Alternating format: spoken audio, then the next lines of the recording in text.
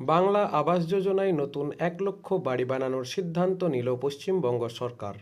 Awas Yojana online. Bangla Awas Yojana প্রকল্পের মাধ্যমে পশ্চিমবঙ্গ সরকার রাজ্যের অনেক গরিব ও মধ্যবিত্ত মানুষের মাথায় পাকা ছাদ দেওয়ার ব্যবস্থা করছে। মূলত প্রধানমন্ত্রী আবাস যোজনা প্রকল্পের টাকা কেন্দ্র সরকারের তরফে বন্ধ করে দেওয়া হয়েছে রাজ্যের জনগণের জন্য।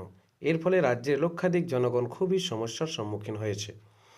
কারণ কেন্দ্রের কথা অনুসারে এমন অনেক মানুষ আছেন যাদের টাকা পাওয়ার কোনো যোগ্যতা নেই, তারা টাকা পাচ্ছে, কিন্তু যাদের টাকা পাওয়ার কথা তারা কোনোভাবেই এই সুবিধা পাচ্ছে না এবং রাজ্য সরকার এই নিয়ে কোনো পদক্ষেপও গ্রহণ করছে না। তাই এই টাকা দেওয়া বিগত ২ বছর ধরে বন্ধ রেখেছে ভারত সরকার।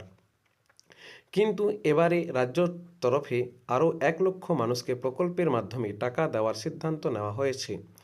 বাংলা আবাস যোজনার টাকা আর এই কারণের জন্য আর অপেক্ষা না করে সরকারের তরফে নিজেদের কোষাগার থেকে ১১,০০,০০০ বাড়ি বানানোর জন্য ৬০,০০০ টাকা প্রথম কিস্তি হিসাবে ইতিমধ্যেই দেওয়া শুরু হয়ে গেছে এবং এই টাকা পাওয়ার মাধ্যমে অনেকেই নিজেদের পড়ে থাকা বাড়ি বানানোর কাজ শুরু করে দিয়েছে।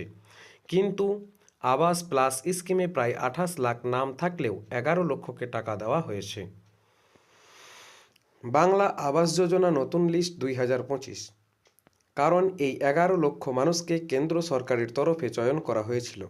এবারে এই ২৮ লাখের মধ্যে বাকি সকল মানুষেরা কখন টাকা পাবেন সেই সম্পর্কে অনেকেই এই নিয়ে সরকারের পঞ্চায়েত মন্ত্রী জানান যে এই ব্যবধান পিডব্লিউডি এর তরফে তৈরি হয়েছিল এবং অতিরিক্ত সকলকে নতুন করে তালিকায় অন্তর্ভুক্ত করা হয়েছে।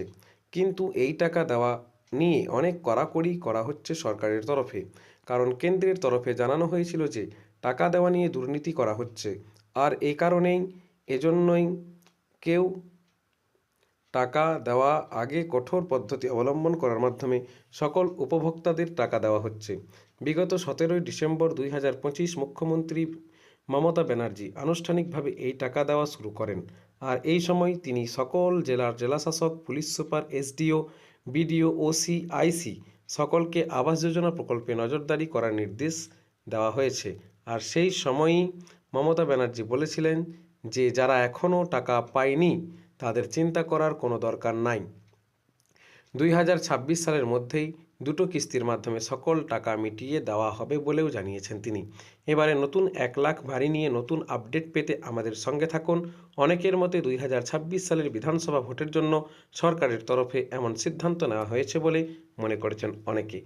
আরও নতুন নতুন আপডেট পেতে আমাদের সঙ্গে থাকুন, আমাদের চ্যানেলটি সাবস্ক্রাইব করুন। ধন্যবাদ।